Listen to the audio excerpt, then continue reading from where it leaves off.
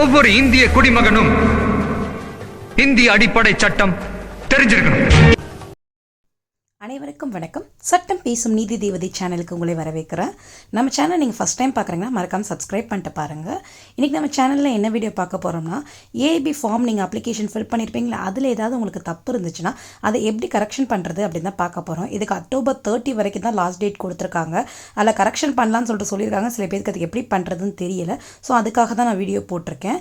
நீங்கள் கூகுளில் போயிட்டு ஆல் இந்தியா பார் கவுன்சிலிங் அடித்தா நமக்கு ஃபஸ்ட்டு எப்போ லிங்க் ஓப்பன் ஆகும்ல, அதில் போய் கிளிக் பண்ணி ரெஜிஸ்ட்ரேஷன் லிங்க்குள்ளே போயிருங்க. போயிட்டு உள்ளே உங்களோட இதுக்குள்ளே லாகின் பண்ணாதீங்க. லாகின் பண்ணாமல் மேலே சப்போர்ட்னு இருக்கும்.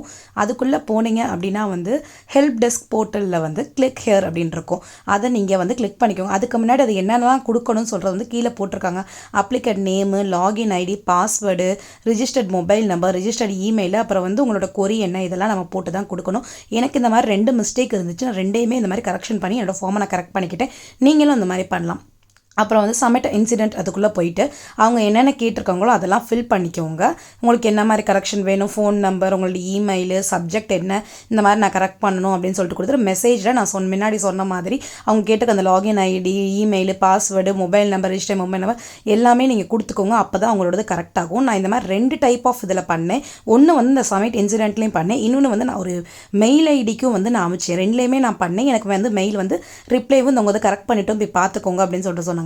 ஆக்சுவலாக பார்த்தீங்கன்னா நான் மெட்ரிகுலேஷன் 10th முடிச்சது 2024 வச்சுட்டேன். அதை என்னோட எந்த இயரில் நான் முடிச்சேன்னு சொன்னதை நான் மாற்றாமல் அப்படியே நான் வச்சுட்டேன்.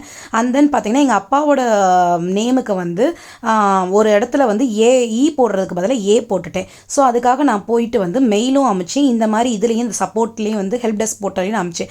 2ல் இருந்து எனக்கு எதில் எனக்கு ஓகே பண்ணாங்கன்னு தெரில. பட் நீங்களும் இந்த மாதிரி 2லேயுமே பண்ணி பாருங்கள். உங்களுக்கும் 2லேருந்து எதில் வேணாலும் உங்களுக்கு கரெக்ஷன் சேஞ்ச் ஆகலாம். நான் மெயில் ஐடி என்னன்னு சொல்கிறதையும் உங்களுக்கு நான் உங்களுக்கு கொடுக்குறேன். அதையும் நீங்கள் பார்த்துக்கோங்க. அதுலேயும் போய் இந்த மாதிரி நான் அமைச்சிருக்க மாதிரி நீங்கள் இந்த மாதிரி எனக்கு ப்ராப்ளம் இருக்குது, எனக்கு இந்த மாதிரி மாற்றி கொடுங்கன்னு சொல்லிட்டு உங்கள் user ID, password, phone number, name, email இதெல்லாம் நீங்கள் அனுப்புங்க. அதே மாதிரி ஹெல்ப் டெஸ்க் போர்ட்டல்லையும் அதே மாதிரி நீங்கள் சப்மிட் பண்ணிடுங்க. இந்த மாதிரி தான் அவங்க எனக்கு மெயில் அனுப்பிச்சாங்க. உங்கள் தான் கரெக்ஷன் நாங்கள் சரி பண்ணிட்டோம். வேறு ஏதாவது நீங்கள் இருந்தாலும் நீங்கள் காண்டாக்ட் பண்ணலாம் அப்படின்னு சொல்லியிருந்தாங்க. எனக்கு இந்த மெயில் அனுப்பிச்சப்போ வெறும் எனக்கு அந்த இயர் மட்டும் தான் கரெக்டாக இருந்துச்சு. பாசிங் இயர் மட்டும் தான். எங்கள் அப்பாவோட ஸ்பெல்லிங் மிஸ்டேக் எனக்கு கரெக்ட் ஆகாமல் இருந்துச்சு. ஸோ நான் என்ன பண்ணேன் அப்படின்னா திரும்பி இந்த மாதிரி என்னோடது இது கரெக்ட் ஆகலை அப்படின்னு சொல்லிட்டு அமிச்சேன். அப்புறம் ஒரு 2 days கழித்து பார்த்தீங்கன்னா அப்படின்னா நம்ம லாகின் பண்ணோம்னா நம்மளோட ஐடியில் லாகின் பண்ணோம்ல, லாகின் பண்ண உடனே சரி எது சேஞ்ச் ஆயிருக்கா அப்படின்னு சொல்லிட்டு நான் பார்க்க போனேன். வியூ அப்ளிகேஷன் கொடுத்தேன். அது எனக்கு எப்படி வந்துருச்சு அப்படின்னா நானே எல்லாத்தையுமே எடிட் பண்ணிக்கிற மாதிரி, சேஞ்ச் பண்ணிக்கிற மாதிரி எனக்கு வந்துருச்சு. இது எனக்கு எடிட் பண்ணதுக்கப்புறம் வந்தது. அது ஆக்சுவலாக நான் உங்களுக்கு அதை வீடியோ எடுக்காமல் விட்டுட்டேன். ஸ்க்ரீன் ரெக்கார்ட் பண்ணாமல் நான் வந்த உடனே டக்குன்னு அதை ஃபுல் பண்ணி எல்லாத்தையும் போட்டு விட்டுட்டேன். திரும்பி எனக்கு நான் எல்லாமே ரீகரெக்ட் பண்ணிக்கிற மாதிரி வந்துச்சு. ஒரு சிலது தவிர அந்த எக்ஸாம் சென்டரு, அப்புறம் எந்தது நம்மளோட ஓபிசி இந்த மாதிரி கேட்டகரி அது மாதிரி மட்டும் நம்ம மாற்ற முடியல. மித்தபடி என்னோடது எல்லாமே மாற்றிக்கிற மாதிரி எனக்கு வந்துச்சு. நீங்கள் பார்த்தீங்கன்னா முதல்ல பார்த்தீங்கன்னா முகமது இஷ்காக்கு ஏ போட்டிருப்பேன். இடி பதில் ஏடி எனக்கு டைப் ஆகிருந்துச்சு. அப்புறம் பார்த்தீங்கன்னா எனக்கு இடி வந்துருச்சு. அதே மாதிரி இது பார்த்தீங்கன்னா 2017 எனக்கு மாறி இருந்துச்சு பாருங்கள். 2024 2017 எனக்கு மாறி இருந்துச்சு. இந்த மாதிரி தான் நீங்கள் கரெக்ட் பண்ணணும். உங்களுக்கு வேறு ஏதாவது டவுட் இருந்துச்சுன்னா கீழே கேளுங்க. நம்ம சேனல் ஃபஸ்ட் டைம் பார்க்குறேங்க, மறக்காமல் சப்ஸ்கிரைப் பண்ணிக்கோங்க. இந்த வீடியோ பிடிச்சிச்சுன்னா லைக் பண்ணிக்கோங்க. Bye friends.